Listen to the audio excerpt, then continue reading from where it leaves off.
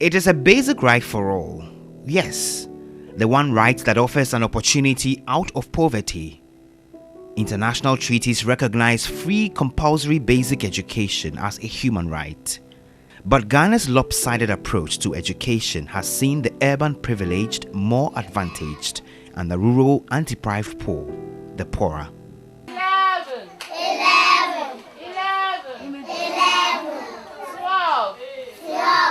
Talk of a resource curse till date, some communities in resource-rich areas continue to witness deprivation. The problem is that our school building is not good, and otherwise when the big teachers here, some of them will leave the house. How the school building is not good, they will go. Despite the drive across the globe to increase access and make education available to all, in terms of reach and access, the situation in many developing African countries paints a worrying picture. In some of these areas, it boils down to lobbying power and influence. This plays out in the area of education and health to an extent that the members of parliament or assembly representatives without a bargaining chip or lobbying power are simply left out. In the long run, the children become helpless. The performance and education outcomes continue to decline. But who would care? How then is the playing field equal? And with a lot of talk about rolling out several education reforms, are all children benefiting? What is the real picture of a state of education in Ghana beneath the veneer of a heavy urban focus? The biggest problem in the education sector is the distribution of learning outcomes across rural and urban schools. We are doing well nationally, but in detail, urban schools are the ones doing well, rural schools are not doing well. That has been our problem for the past 20 years.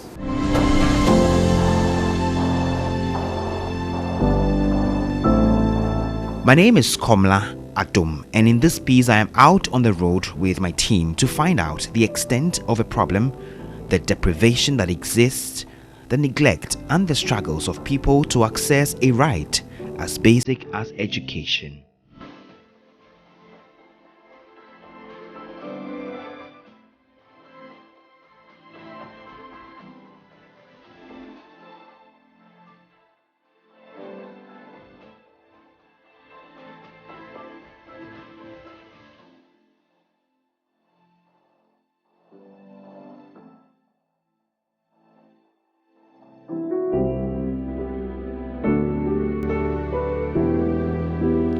Education.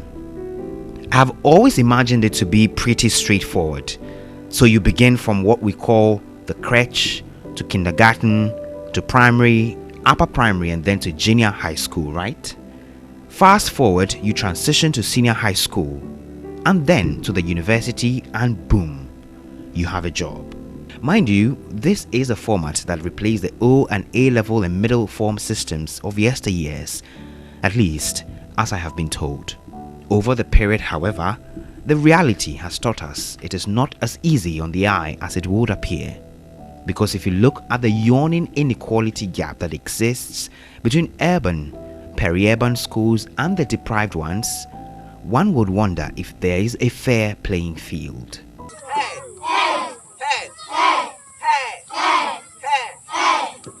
There's been a lot of talk about the free compulsory universal basic education FCUBE, launched in October 1996, expected to have been implemented for a 10-year period between 1996 to 2005 in fulfillment of a Fourth Republican Constitution's mandate, which states in Chapter 6, Section 38, Subsection 2, the government shall within 2 years after Parliament first meets after the coming into force of this Constitution draw up the program for implementation within the following 10 years for the provision of free compulsory universal basic education. It was designed to address some of the shortcomings of educational reforms, to expand access to good quality basic education, to promote efficient teaching and learning, improve teacher morale and motivation through incentive programs, ensure adequate and timely supply of teaching and learning materials to schools, improve teacher-community relations. Well, nearly 3 decades on, what is the country's scorecard? While a lot has been achieved, there's even a lot more that is begging for attention. Ghana's Education Ministry has in the last few months been championing what it says is a whole new education reform regime that is expected to improve the performance outcomes. What kind of quality will help create the critical minds and the critical manpower that can power the country to upper income status? I think the first thing we need to do, and based on the strategic plan, is to begin to realize that if you don't improve your education system, make it fit for purpose, you cannot transform your nation. If we don't have that realization, we'll take everything for granted. So when you hear someone say, why should we do free senior high school, right? That person is not looking at the nexus between education and socioeconomic transformation. And that, for many critics and education watchers, is where the problem is. An overwhelming focus on the grand, the senior high, the tertiary levels, when the base remains poor. English, parts of the body, head, hair, forehead, eyes. Education think tank Africa Education Watch has been studying the realities in some of these rural and underserved areas in the countryside over time. EduWatch's 2021 study into the extent of deprivation in basic schools in 2 districts, Zabzugu and Nkwanta South, revealed a lack of textbooks, desks, water, and washrooms in majority of the schools sampled. Out of 17, only 6 indicated having some English and mathematics textbooks on the old curriculum. All remaining 11 schools reported not having a single textbook for English and mathematics. 13 out of the 17 schools in both Zabzugu and Nkwanta South lacked furniture for both teachers and learners. In most of these schools, 4 out of 5 students had to share a dual desk.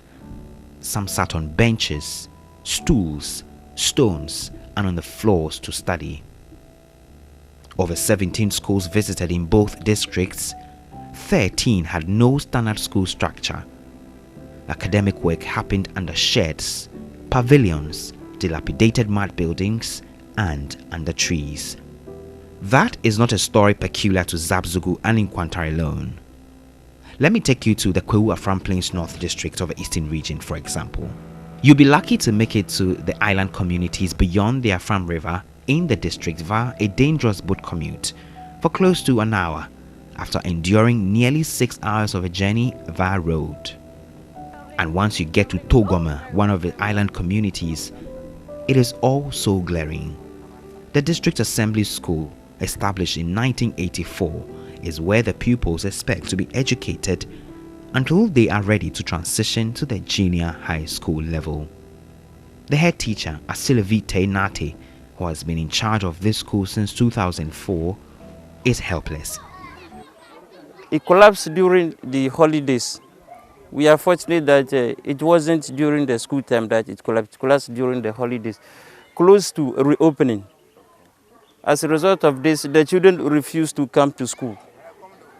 Yes, and being the head teacher, I've been in this school since 2004. So it's about, I think it's 18 years now. And I've been sometimes all alone in the school because there are no teachers here. The teachers, when you posted them here, when they come, they see the environment, then they run away.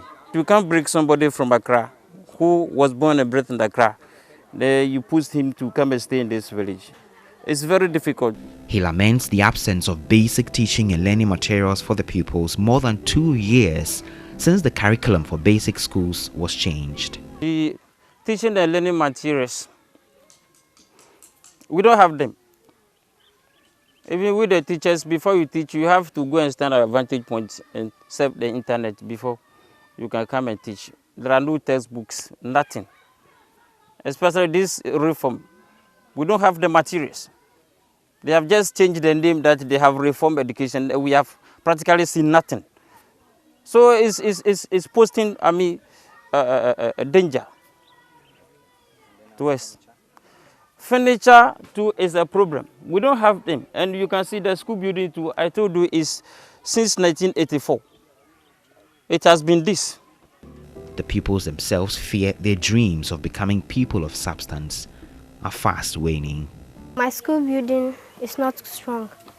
Because of that, we can't study in the school.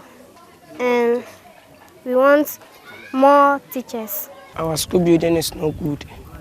And otherwise, when the big teachers here, some of them will leave the house. How the school building is not good, they will go. Here is Basic School Coordinator for the Afram Plains North District, Donkokrum, Taidu Mohammed. Afram Plains have about 573 communities within the Afram Plains North. Currently, we have 79 KGs, we have 80 primary schools, and we have 30 JHS. But where we went to, that is the Dwafalang, have only 2 JHS.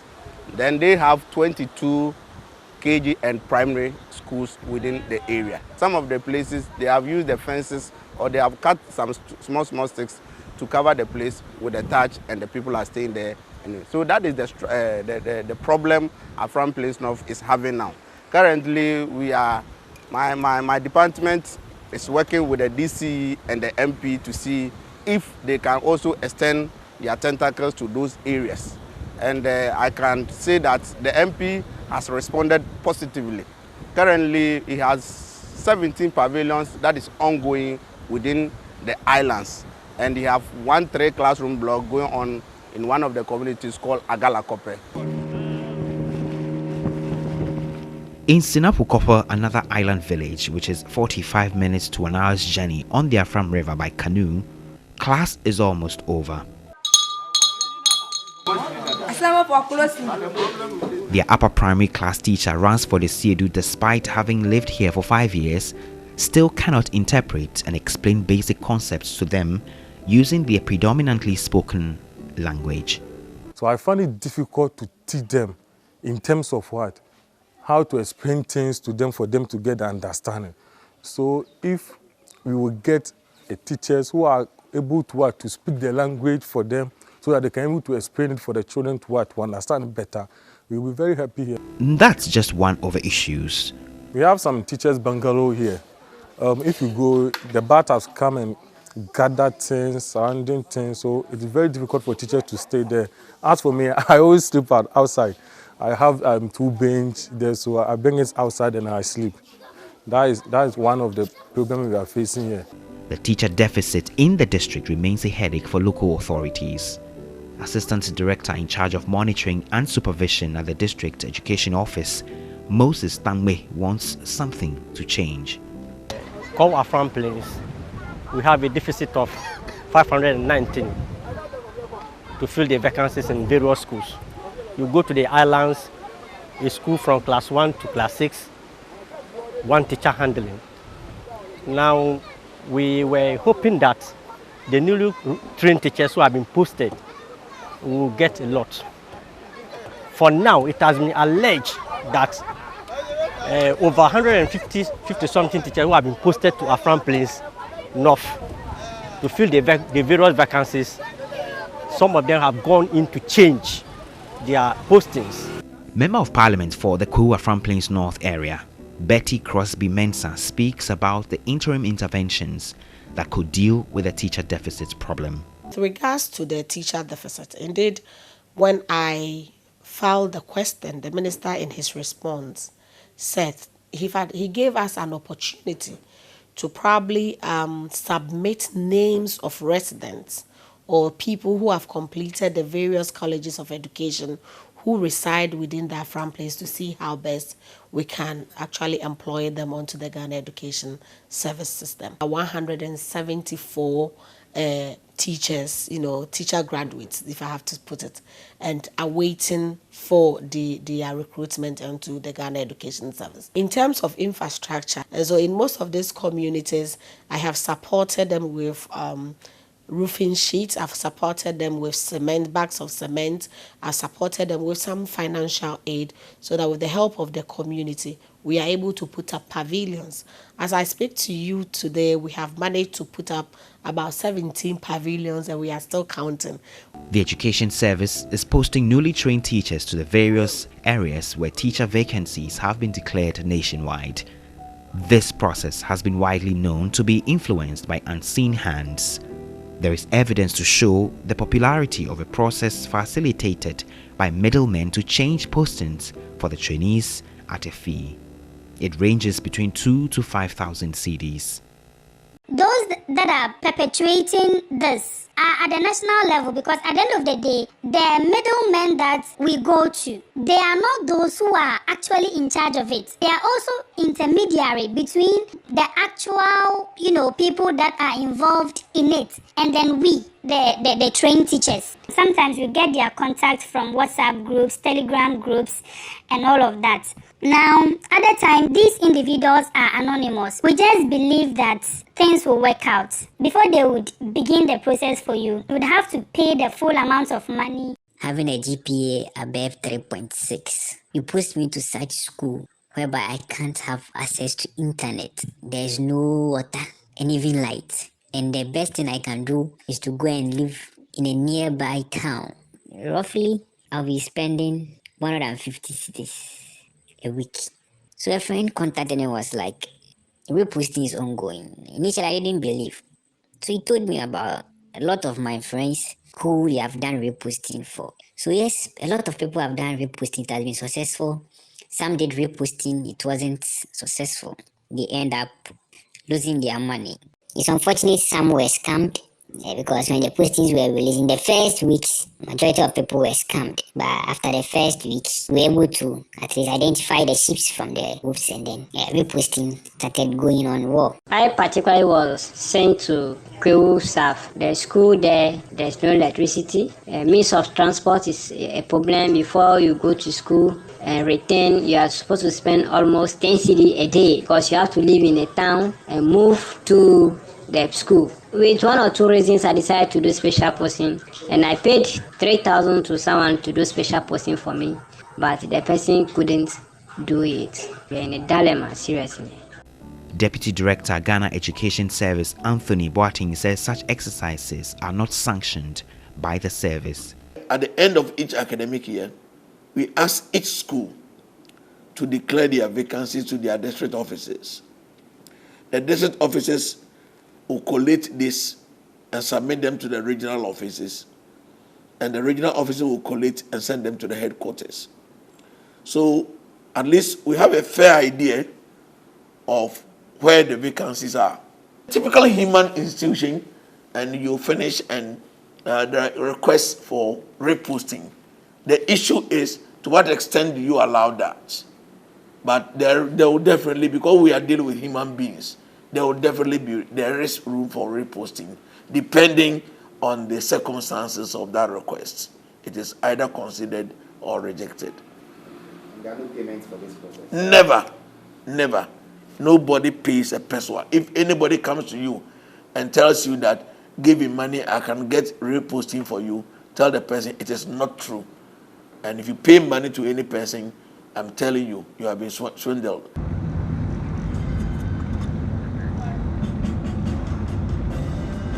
When I visited the Yaodonkor DA Primary School in the Ayensuano district of the Eastern Region in 2021, community folks were racing against time to complete a makeshift structure to accommodate pupils after resumption of school following the COVID-19 enforced shutdown. However, where the pupils sourced water to drink during school hours was worrying. I did not believe when I was told that this is the source of water for many of the pupils here at Yaodonkor, specifically those who attend the basic school here. They come here for water whenever school is in session. I have returned to Yaodonkor a year on to see what has changed. A year ago when I was here, this particular area or canal had some water where the school children, came from the classroom to fetch. A year on, as you can see, all of that has dried up, and some of the pupils did not even know that the water here has dried up, so they've just come here to get some water for themselves before they get to school to begin class sessions, and this is what they've been greeted with.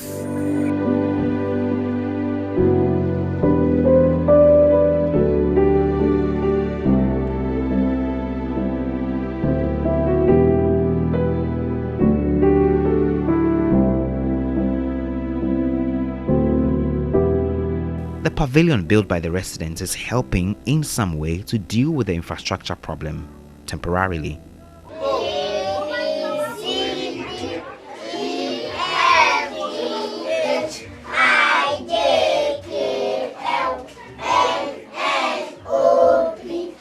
But PTA chairman says they need more. Yes, last year mobile na fiance na yegusi yewe no. Nyame adoma ne mpemfo na daworoma. Yetumi ayewe na siwo. We need help from the assembly. We have tried to help by ourselves. Building this smart structure, we have written to the assembly even when the former DC was in office. We have written to the current DC about our challenges.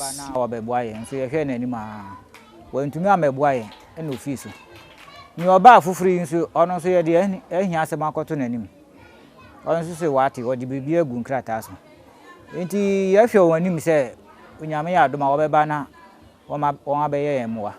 In the face of all these challenges, pupils in these rural areas have to compete with their counterparts in the urban and advantaged areas. The National Association of Teachers, NAT, fears an education crisis will soon blow up in our faces if we continue to neglect rural education. Thomas Musa is General Secretary. Because they don't have access to quality education. Because if you go there, a whole school, you see one teacher, and sometimes you cannot even see one professional teacher, because the conditions there are not good. And because they are not good, when you post professional teachers there, they will not go. We have huge challenges there. What will the children there do? They will go into child labor. And we will all one day as a people answer for that neglect. He also calls for the implementation of deprived teacher allowances promised teachers who accept postings to these rural areas. You look carefully into the 2009 collective agreement. It is clear in that document that those who accept postings to those areas, there is certain allowance that should be given to them. About 10 years down the line, that money wasn't paid to them. Another opportunity that is available to them is this. The number of years expected to do for one to qualify for steady leave with pay, they are to do less because of the area and the difficulty and the amount of effort it will take for you to go there. So they will have to do less. But that aspect also of the collective agreement is a huge challenge. Deputy Director at the Ghana Education Service, Anthony Boateng, says there is a plan to ensure these allowances are instituted. We will wish that every teacher going to a community will have a decent place to sleep, a decent place to work, so that you can even have a peace of mind to work. So these are issues that we need to address as a country. As I speak to you, there is a committee that is working on identification of what we call deprived schools, so that some motivation can go to teachers who accept posting to these areas. We expect the committee to finish its work and present this report in the coming weeks. Of course, we are also aware of efforts by government to provide housing for teachers. So it is our prayer and hope that all these initiatives will materialize, so that probably not in the too distant future, greater part of some of these challenges will be addressed. But for Africa Education Watch, the piecemeal approach to dealing with rural education will yield no results. Executive Director Kofi Asare is advocating a framework that targets rural education specifically to improve the outcomes. A poor quality of learning outcomes exhibited or manifested in deprived districts or in the rural areas is the outcome of a pro-urban education resource distribution system. You go to other sectors like teachers, same thing. You go to a district like Adenta, which has only 18 primary schools, Adenta here, 18 primary schools. They have more than 350 teachers. Just 18. But in districts like Zabzugu, in Tatale, and in Kwanta South, they are in need of over 100 teachers. They have 4 times the number of schools Adenta has. But they have a lot of empty classrooms. And they are merging classes, class 3 and class 4, 1 teacher. Class 2 and class 3, 1 teacher. So if you have a deficient or an inequitable teacher deployment, teacher distribution, teacher posting, teacher transfer system that favors urban areas and peri-urban areas to the detriment of rural and peri-urban and deprived rural communities, obviously the learning outcomes will assume the same dimensions. Well, it is clear that many of our children outside the urban areas start off this educational journey from a hugely disadvantaged position by merely being born in these areas. And the problem is compounded by the poor conditions they may endure if they are to have the slightest fighting chance to make it. While government continues its education reforms that appears to be aimed at making an already urban education system better in form and structure, these children will hope that they can equally enjoy the right to a decent education. For now, it does not seem there is enough hope, however wild these children dream.